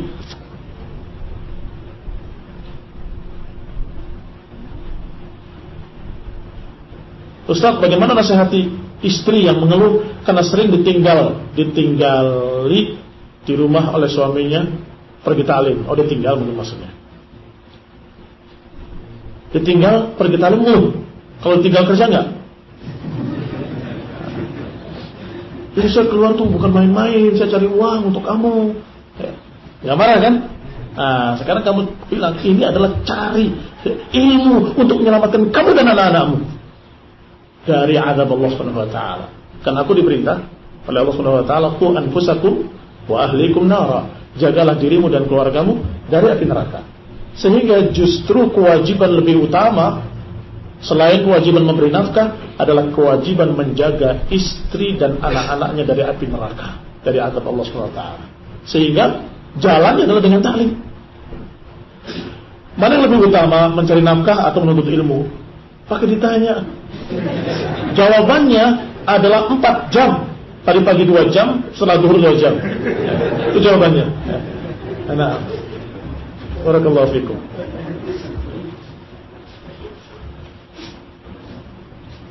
Anaknya Harun al-Rashid rahimahullah. Harun al-Rashid ini khalifah yang saleh. Cerita-cerita di 1001 malam itu adalah fitnah yang melecehkan beliau rahimahullah. Beliau adalah seorang yang saleh dan dekat dengan ulama. Sering manggil ulama, sering tanya-tanya dan sebagainya. Punya anak Amin dan Makmur. Salah satunya, Masya Allah, yang salah satunya termakan filsafat nantinya belakangan. Yang satu yang bisa saya kisahkan ini, dia belajar duduk di para ulama. Sampai setiap dia diketahui anak raja, perlakuannya berbeda kan. Maka dia pergi ke tempat ulama yang orang-orang sekitar itu nggak tahu kalau dia anaknya raja, anaknya khalifah. Dia belajar. Dan dia untuk makan dirinya, dia kerja sehari dalam sepekan, mendapatkan 7 danik. Atau yang mana itu danik? Itu diambil kisahnya dari kitab Al-Ghuraba Minal Mu'minin oleh Imam Al-Ajuri. Imam Al-Ajuri. Al-Ghuraba. Di antara ghuraba yang dikisahkan oleh beliau adalah ini, anaknya Harun al-Rashid. Dia dalam keadaan belajar seminggu 7 hari. 1 hari, hari Sabtu dia kerja. Dapat 7 danik. 1 daniknya itu bisa makan sehari. Dimakan untuk hari Ahad, dimakan untuk hari Senin, hari Selasa, hari Rabu, hari Kamis, hari Jumat, habis uangnya. Sabtu kerja, dapat 7 danik lagi. Yang 6 hari belajar, gak kerja sama sekali, kerja sehari toh. Jadi apa kerjanya? Tukang, freelance, apa namanya? Datang ke pasar, siapa yang mau mengerjakan dia hari itu? Ada satu orang yang Masya Allah juga, orang saleh datang mempekerjakan dia di hari Sabtu. Kerjanya bagus, syaratnya cuma 1, syaratnya diizinkan saya sholat berjamaah ke masjid. Bas. Enggak pakai tawar-menawar, 7 danik. Enggak lebih, enggak kurang. Ini bagus sekali harga seperti itu. Ini harga yang pas. Dipekerjakan, kerjanya bagus. Maka orang ini hari Seninnya nyari, hari Ahad nyari, Selasa, Rabu, Kamis nyari, enggak ada dia di pasar. Ini kemana orang ini? Sabtu baru ketemu lagi. Kamu kemana selama 6 hari? Apa kamu nggak mau kerja lagi? Mau. Sekarang saya mau kerja lagi. Besoknya nggak ketemu lagi. Kenapa? Kamu kok cuma sehari kerjanya? Kalau kamu kerja tiap hari kan dapat uang banyak. Aku manfaatkan untuk cari ilmu pada 6 hari. Maka aku merasa kerja sehari sudah cukup untuk makanku selama seminggu. Apa lagi? Yang penting aku bisa belajar. Baik, sampai akrab dengan orang ini. Setiap Sabtu langganan, Sabtu panggil, Sabtu cari. Pada Sabtu hari kesekian nggak ketemu. Dicari, ditanya belajarnya di mana sampai ketemu, sedang sakit. Diurusi sama orang soleh ini, diberikan pelayanan lah supaya sembuh. Ternyata dalam keadaan sakitnya lumayan, sampai diberikan amanah. Ini amanah, ada kayak permata berlian begitu, berikan kepada Khalifah Harun al-Rashid dan bilang tentang aku, ceritakan tentang aku. Kalau aku wafat, ceritakan tentang mata. Sampai meninggalnya, kubur, pegang amanahnya, sampai ketika rombongan Khalifah lewat, diberikan padanya.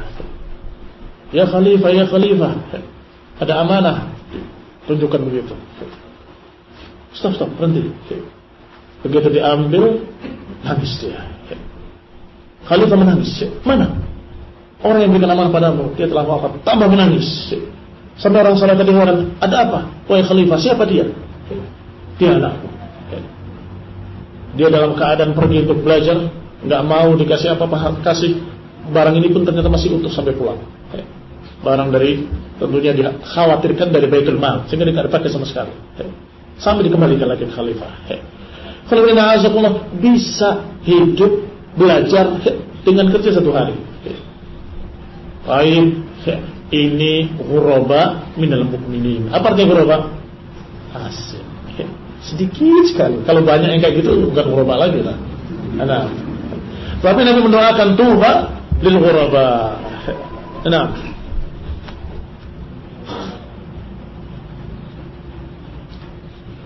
jika seorang sakit, apakah lebih baik bersabar atau berobat? Bersabar dan berobat. Karena berobat tidak bertentangan dengan kesabaran. Tidak bertentangan dengan kesabaran. Sabar itu tidak keluar dari mulutnya kalimat keluhan, enggak keluar dari mulutnya kalimat-kalimat kecuali pujian pada Allah Subhanahu wa taala. Alhamdulillah ala kulli hal. Atau ucapan yang seperti itu, ucapan menerima apa yang Allah timpakan kepadanya, itu namanya sabar. Adapun berobat tidak bertentangan dengan kesabaran.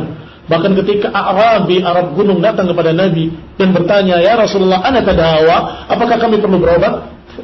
Dijawab, "Ya ibadallah tadawau, wahai hamba-hamba Allah, berobatlah. Karena Allah tidak meletakkan satu penyakit kecuali Allah meletakkan pula obatnya. Alimahu man alimahu wa jahilahu man jahilahu." Akan tahu siapa yang tahu dan tidak tahu siapa yang tidak tahu. Artinya obatnya pasti ada, tetapi kadang diketahui, kadang tidak diketahui. Tadawau, ibadallah, berobatlah. Sehingga sebagian ulama menyatakan wajib, sebagian ulama menyatakan sunnah muakkadah, yudani bihi wujub, sunnah muakkadah yang mendekati wajib. Sebagian ulama menyatakan bahwa itu adalah sunnah saja, mustahabah. Tetapi itu adalah anjuran-anjuran. Perintah tadawau, berobatlah kalian.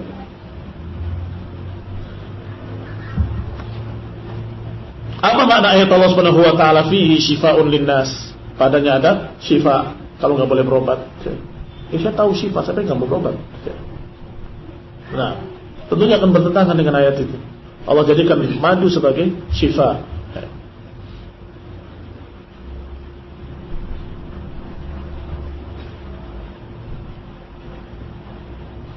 Adapun wanita yang datang pada Rasulullah SAW tentang minta didoakan epilepsinya dan kemudian kalau kau sabar demikian, kalau kau mau doakan dan demikian, ini bukan kaitannya dengan berobat, tetapi minta didoakan oleh Nabi SAW. Itu berbeda hukumnya. Maka Rasulullah SAW mendoakan dia, apa yang dia minta, kalau begitu aku akan sabar, tetapi jangan sampai auratku terbuka ketika aku kumat. Doakan.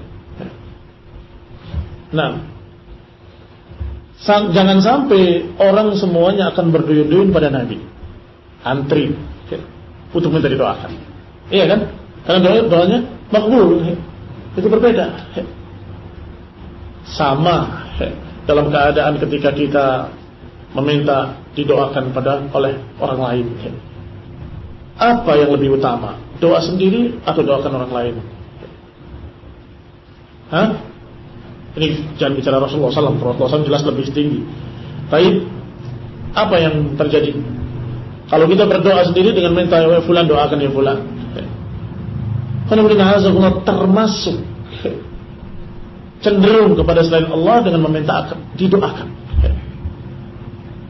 Dan dia kan bisa langsung. Kenapa enggak langsung? Ya dia kan lebih soleh dari saya. Ya kamu jadi soleh supaya seperti dia, kan begitu. Walaupun tidak haram, tapi makruh. Adapun doa kepada Rasulullah SAW bukan masalah itu, bukan masalah makruh tidak makruh, tetapi dikhawatirkan akan yatasalsal. Yatasalsal itu bersambung, akan antri orang minta doa sama Nabi. Seperti Uqasyah bin Mihsan.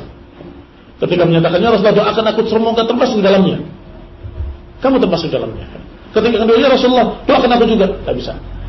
Kamu sudah didahului oleh Uqasyah. Kata para ulama, apa hikmahnya untuk menyatakan sabaqaka biha Uqasyah? Engkau sudah dahulu Uqasyah. Udah.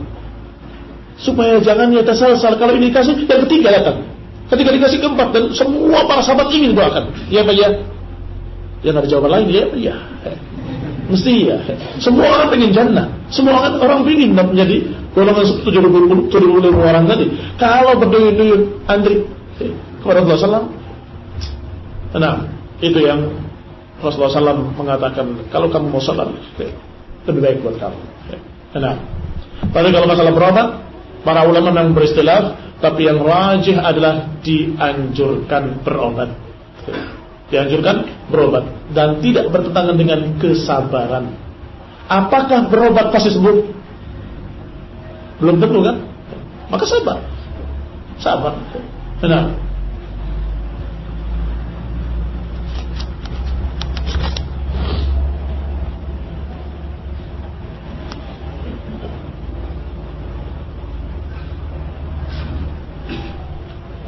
Para ulama terdahulu memiliki guru yang sangat banyak, bahkan sampai 100 lebih. Ada yang melempar syubhat tentang Imam Syafi'i yang sangat banyak guru beliau, tidak menutup kemungkinan ada yang ahli bid'ah. Apakah benar demikian? Karena tidak ada catatan tentang siapa guru-guru beliau.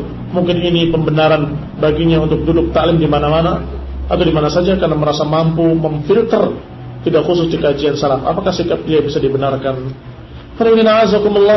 Sudah kita katakan tadi bahwa tidak hanya Imam Bukhari yang mengatakan bahwa aku memiliki sekian guru, 100 lebih, yang semuanya menyatakan al-iman qaulun wa amal.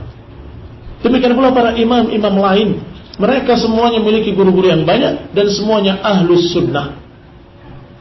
Kalaupun ada 1-2 yang bermasalah, bukan disengaja, dikira ahlus sunnah, ternyata dalam keadaan memiliki permasalahan. Itu pun bukan orang yang murni mubtadi', tapi terpengaruh dengan kebidahan tertentu.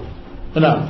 Sehingga tidak bisa jadi alasan kemudian kita boleh menirunya untuk mengkaji ilmu dari mana saja, dari aliran apa saja, tidak bisa. Yang namanya ilmu ada pada ahli ilmu. Ahli ilmu adalah orang yang memiliki ilmu tentang qala Allah wa qala Rasul. Orang yang memiliki ilmu tentang qala Allah wa qala Rasul siapa? Ahlu sunnah, tidak lain. Sebab ahlu bid'ah mesti dari ra'yu lebih banyak daripada ayat dan hadisnya. Atau ayat dan hadis akan diselamatkan oleh mereka dengan ra'yunya.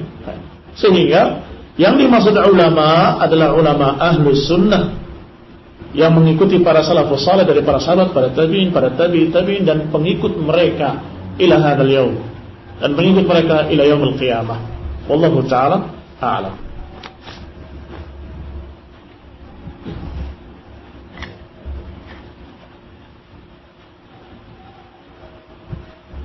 Baik, jazakumullah khairan.